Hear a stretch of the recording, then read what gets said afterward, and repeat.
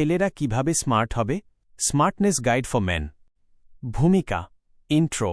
Smart হওয়া মানে শুধু দামি পোশাক পরা নয়, বরং আপনার কথা বলা, চলাফেরা এবং ব্যক্তিত্বের একটা সুন্দর বহিঃপ্রকাশ। আজকের ভিডিওতে আমরা কথা বলবো 5টি সহজ ধাপ নিয়ে, যা অনুসরণ করলে যে কোনো ছেলেই নিজেকে আগের চেয়ে অনেক বেশি স্মার্ট হিসেবে উপস্থাপন করতে পারবে। 2. পোশাক আশাক, ড্রেসিং সেন্স। স্মার্ট হওয়ার প্রথম শর্ত হল সঠিক পোশাক নির্বাচন। ফিটিং ঠিক রাখা, খুব বেশি ঢিলেঢালা বা খুব বেশি টাইট পোশাক পরবেন না। শরীরের মাপ অনুযায়ী টেইলর ফিট জামাকাপড় পরুন।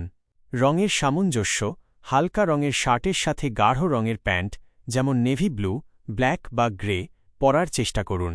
ক্যাজুয়াল লুকে সাদা টি-শার্ট আর ডেনিম জিন্স সবসময় ক্লাসিক। জুতো, মানুষের নজর প্রথমেই জুতোর দিকে যায়, তাই সবসময় পরিষ্কার জুতো পরবেন। স্নিকার্স বা ফর্মাল শু পোশাকের সাথে মিলিয়ে বেছে নিন। ঘড়ি, হাতে একটা ভালো মানের ঘড়ি আপনার ব্যক্তিত্বকে কয়েক গুণ বাড়িয়ে দেয়। 3. গ্রুমিং ও পরিষ্কার পরিচ্ছন্নতা। গ্রুমিং। চুল ও দাড়ি, আপনার ফেস কাটিং অনুযায়ী চুল কাটুন। দাড়ি রাখলে সেটা নিয়মিত ট্রিম করুন, আর ক্লিন শেভ করলে প্রতিদিন পরিষ্কার রাখুন। সুগন্ধি, হালকা কোনো পারফিউম বা বডি স্প্রে ব্যবহার করুন। তীব্র গন্ধ এড়িয়ে চলাই ভালো। নখ, হাতের নখ সবসময় ছোট এবং পরিষ্কার রাখুন। 4.